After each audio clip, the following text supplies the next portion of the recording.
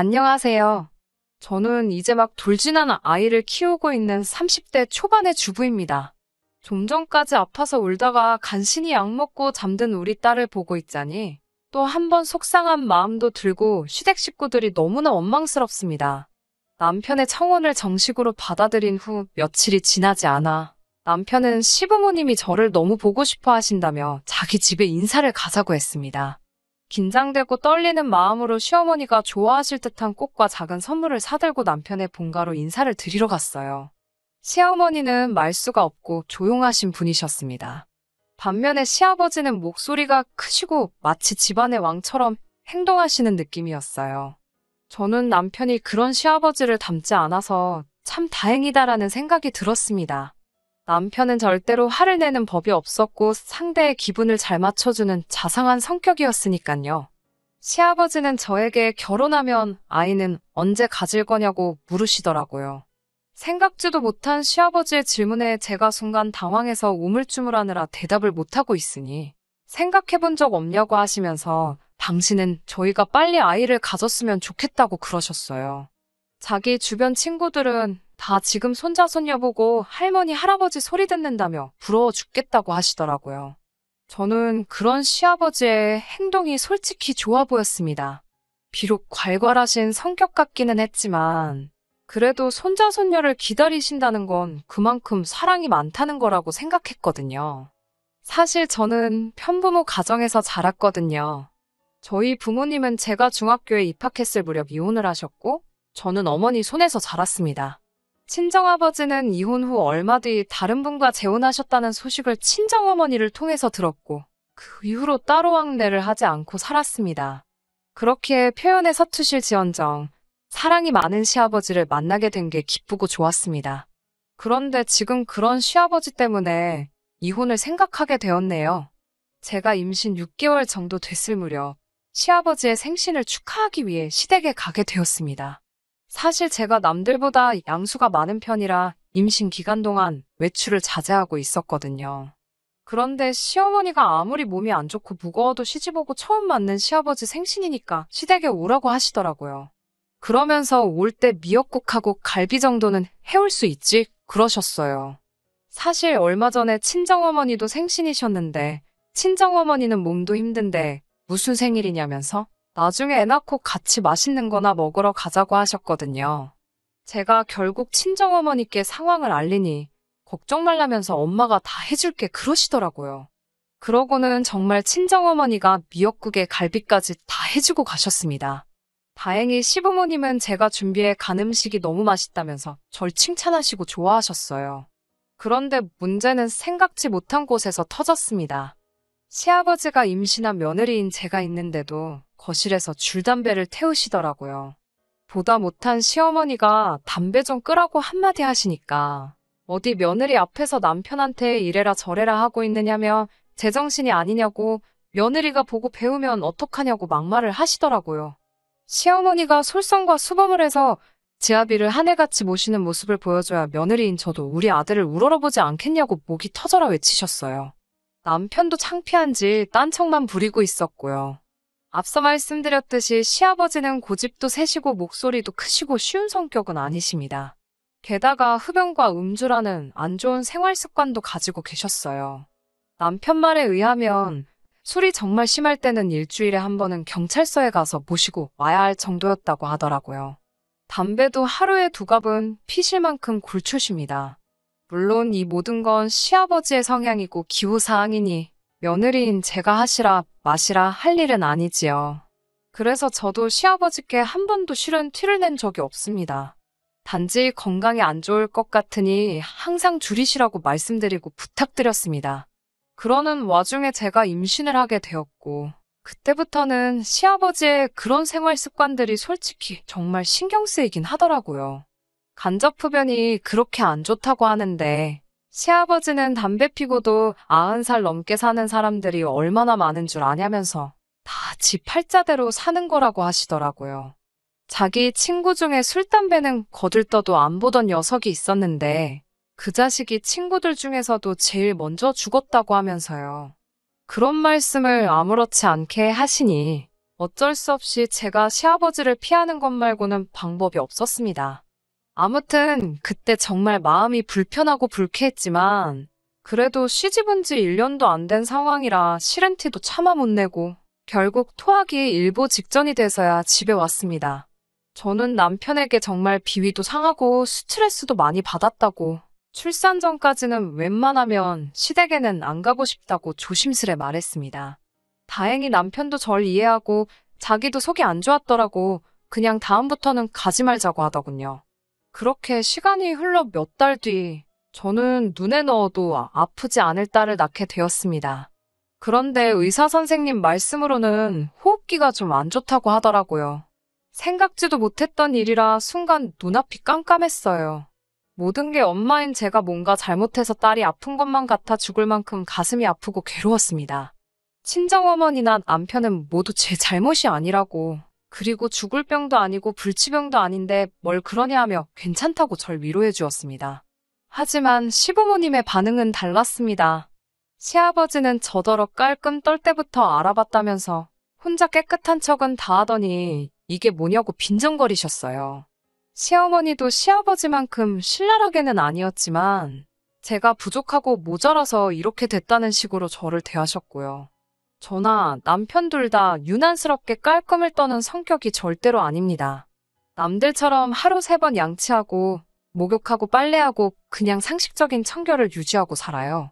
하지만 저희 시부모님은 저와 남편더러 무슨 깔끔병이라도 걸렸냐며 항상 뭐라 하셨어요. 남편 말에 의하면 시아버지는 원래 씻는 걸 안 좋아하시고 시어머니는 돈이 아까워서 씻는 걸 안 좋아하신다 하더라고요. 그런데 생각해 보세요.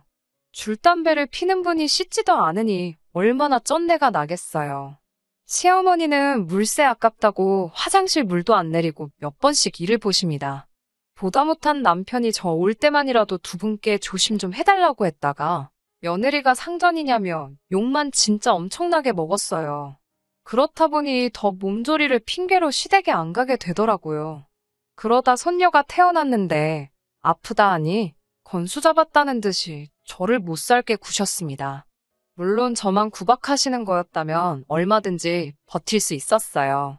우리 딸만 예뻐해 주시면 저를 어떻게 대하셔도 참고 살았을 겁니다. 하지만 시부모님이 손녀를 그렇게 대하실 줄은 상상도 못했어요. 시아버지는 손녀인 저희 딸을 정말 예뻐해 주셨는데 그 방식이 잘못돼도 한참 잘못되어 있었습니다. 제가 호흡기가 안 좋은 아이라고 조심해 주셔야 한다고 몇 번을 당부드렸는데도 제 이야기는 귓등으로도 듣는 척을 안 하셨어요. 저는 닿지 않은 손으로는 딸은 고사하고 딸이 누워있는 이불 끄터리도 건들지 않았어요. 정말 남편 표현을 빌자면 딸이 누워있는 자리를 기점으로 반경 1m는 접근 금지였습니다. 게다가 아직도 코로나에 걸린 환자들이 나오고 있었으니 제가 예민하게 반응할 수밖에 없었어요. 그런데 시아버지는 제가 그러는 걸 뻔히 아시면서도 개의치 않으시고 툭하면 저희 집에 오셨습니다. 지난번에는 시아버지가 대낮에 연락도 없이 집에 오셨어요. 신발을 벗기가 무섭게 아기 침대로 돌진을 하시길래 제가 손 씻으시라고 난리를 쳤어요. 그러자 들릴 듯 말 듯 뭐라 하시면서 맹물에 손을 씻는 둥 마는 둥 하시고는 아이를 침대에서 안아 올리셨어요. 주스 한 잔 내어드리려고 부엌에 간 사이에 시아버지는 저희 딸을 소파 위에 눕히곤 볼을 깨무시고 난리가 났더군요. 저는 깜짝 놀라서 시아버지한테서 딸애를 빼앗았습니다. 지금 뭐 하시는 거냐고 애한테 위생 상태가 얼마나 중요한지 모르시냐고 했더니 시아버지가 위생 상태? 지금 내가 더럽다는 거냐? 라고 하시면서 갑자기 저에게 욕을 하시더라고요. 그러면서 옛날에는 흙 먹고도 다 건강하게 컸다면서 제가 오히려 과잉 보호를 하니까 애가 약해 빠졌다는 거예요. 저는 시아버지의 폭언에도 끝까지 내 딸한테 손대지 마시라고 소리쳤어요. 그러자 네가 뭔데 내가 내 손녀를 바라말하냐며 저더러 무슨 자격이냐고 물으시는 거예요. 어이가 없어서 제가 얘 엄마라고 제가 10달 품고 있다 내 배불러 낳은 제 딸이라고. 아버님이야말로 무슨 자격으로 그런 더러운 손으로 입으로 애를 만지작거리시냐고. 당장 나가시라고 소리를 지르고 아이를 데리고 방 안으로 도망치듯 들어갔어요. 시아버지는 방문을 두들기며 당장 손녀 내놓으라고 소리를 지르는데 얼마나 세게 두들기는지 혹시라도 방문이 박살나는 건 아닌가 너무 무섭고 공포스러웠습니다. 저는 남편에게 전화를 해 빨리 집으로 오라고 했고, 1시간이 채 되지 않아서 남편이 집에 도착했어요. 딸은 울다가 지쳐 잠이 들어 있었고 저는 저대로 넋이 나가 있었어요. 남편이 온 걸 확인하자 제 다리가 풀리더라고요. 그러고 거실에 살며시 나와보니 시아버지는 소파에 널브러져 주무시고 계셨습니다. 그제서야 시아버지한테서 술 냄새가 난다는 걸 알아차렸네요. 술에 떡이 된 시아버지를 차마 내쫓을 수도 없고, 그래서 그냥 이불 하나 덮어드리고 저희도 일찍 잠이 들었습니다. 그리고는 정말 황당한 일을 겪었습니다. 낮에 일 때문인지 잠이 오질 않아서 잠을 설치고 있는데 저희 방문이 스흥 열리더라고요. 시아버지가 저희 방에 몰래 들어온 거였어요. 저는 황당해서 순간 뭐 하시는 거냐고 말도 못하고 상황을 지켜만 보고 있었습니다. 시아버지는 잠든 저희 딸을 살짝 들어올려 방 밖으로 데리고 나가셨어요. 제가 옆에서 아무것도 모르고 잠든 남편을 흔들어 깨워서 지금 아버님이 몰래 애 데리고 거실로 나가셨다고 빨리 일어나라고 했어요. 그리고 얼른 방문을 열고 나갔더니 아까 나처럼 또 시아버지가 저희 딸을 안고 볼을 깨물려 하고 계셨어요. 그 광경을 본 남편도 황당했는지 시아버지로부터 애를 빼앗아 들고는 아버지 진짜 왜 이러시는 거예요? 라고 하니까 대체 니들이 뭔데 내가 내 손녀도 못 만지게 하냐며 욕을 하셨습니다. 결국 남편이 시아버지를 강제로 집 밖으로 밀어내 시댁으로 모셔다 드리고 왔어요. 그리고 이튿날 이 상황을 어떻게 해야 하나 고민을 하고 있는데 어쩐지 딸의 상태가 평소 같지 않더라고요. 이 말을 짚어보니 불똥이었어요. 너무 놀란 저는 앰뷸런스를 불러서 바로 응급실에 가게 되었어요. 이런저런 검사를 해본 의사 선생님은 솔직히 아기가 열이 나면 해줄 수 있는 게 많이는 없다고 일단은 청결한 환경에서 아기 열 데려가기만 기다리자고 하시더군요. 그리고 저는 이 모든 게 시아버지 때문인 것 같았습니다. 열받은 남편도 시아버지께 이 상황을 전달하면서 다 아버지 때문이라고 이제 어쩔 거냐고 화를 냈나 보더군요. 다행히 몇 시간 있다 열이 내려서 집으로 돌아왔어요. 남편도 회사에 병가를 내고 같이 있는 상황이었습니다. 그런데 시아버지가 연락도 없이 집에 찾아와 현관문을 부셔져라 두들기더라고요. 저는 간신히 잠든 딸이 깰까봐 앞뒤 생각도 못하고 현관을 열었습니다. 그러자 시아버지가 신발을 벗어던지듯 집안에 들어와 저희 딸을 찾더라고요. 남편이 지금 애 잔다고 왜 이러시냐고 막아서자 저를 죽일 듯이 노려보시면서 이래서 집에 사람이 잘 들어와야 된다며 이제껏 남편이 한 번도 대든 적이 없었는데 저 때문에 지 부모도 못 알아본다고 그럽니다.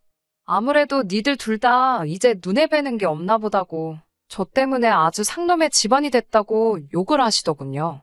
저는 더 이상 시아버지랑 말도 섞기 싫어서 그럼 사람 새로 들이셔서 손자 손녀 새로 낳아달라 하시라고 그랬습니다. 다시는 저희 딸 볼 생각 하지 마시라고요. 그러자 네가 뭔데 내 손녀를 보라 말하냐며 제가 눈앞에 있었으면 벌써 한 대 때리고도 남았는데 운 좋은 줄 알라고 하시더군요.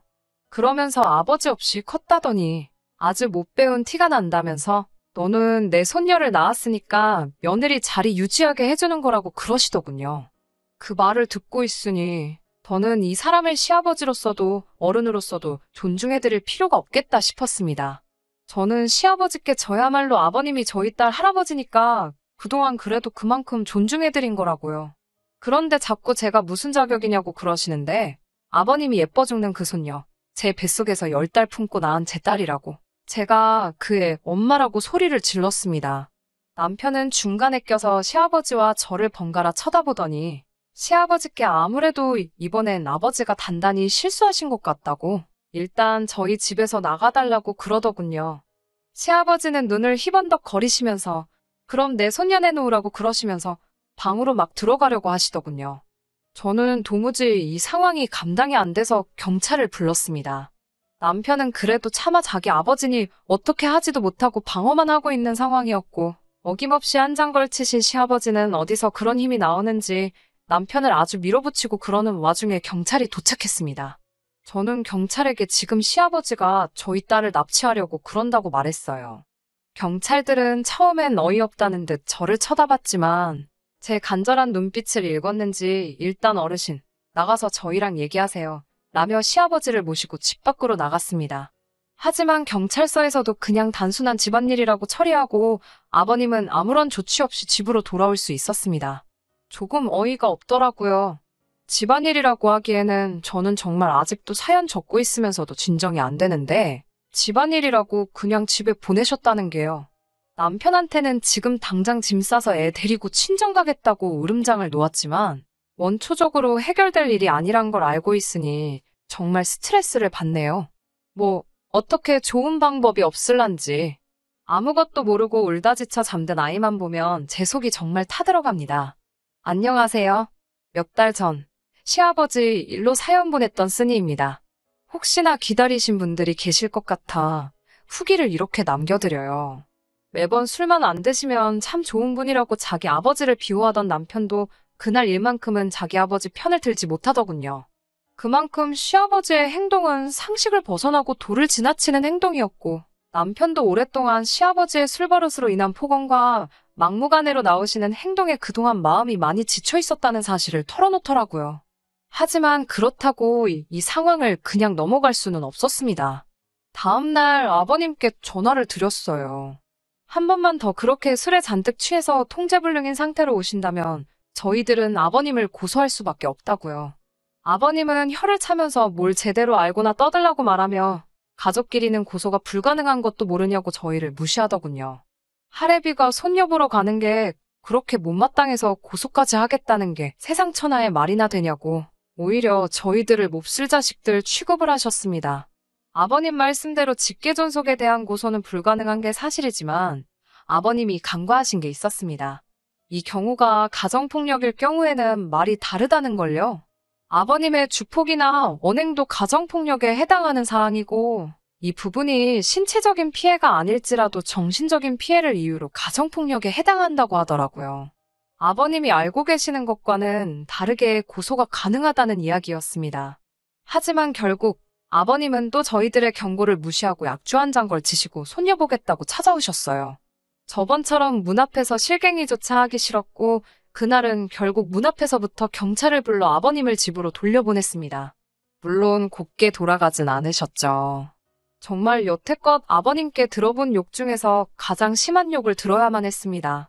이웃들 보기에도 창피하더라고요. 시아버지 경찰 불러서 데려가게 하는 모습을 동네방네 보여줘야 했으니까요. 그래서 결국 말한 대로 아버님을 고소하기까지 이르렀습니다. 아버님도 고소장 접수되고 본인이 고소당했다는 사실을 아셨을 때 많이 당황하더라고요. 남편 보고는 천하의 후레자식이라고 다른 사람도 아니고 자기 아버지를 고소하는 아들이 세상 천하에 어디 있냐며 소리를 지르셨죠. 저 때문에 자기 아들이 저런다는 것도 또 빼먹지 않으셨고요.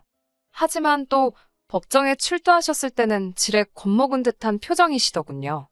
아버님의 주폭을 이유로 정신적 폭력이 인정되어서 접근금지 명령 처분을 받는 걸로 끝이 났습니다. 막상 징역을 살 수도 있다는 말 때문인지 아버님은 정말 판결이 끝난 이후로 한 번을 나타나지 않으셨어요. 남편은 자기 아버지를 고소했다는 이유로 한동안 맘고생이 엄청 심했습니다. 그래도 지켜야 할 아이와 제가 있으니 언제까지 아버지의 주폭 속에서 살 수 없다고 이 상황을 벗어날 수 있게 자기도 마음 굳게 먹겠다고 약속하더군요.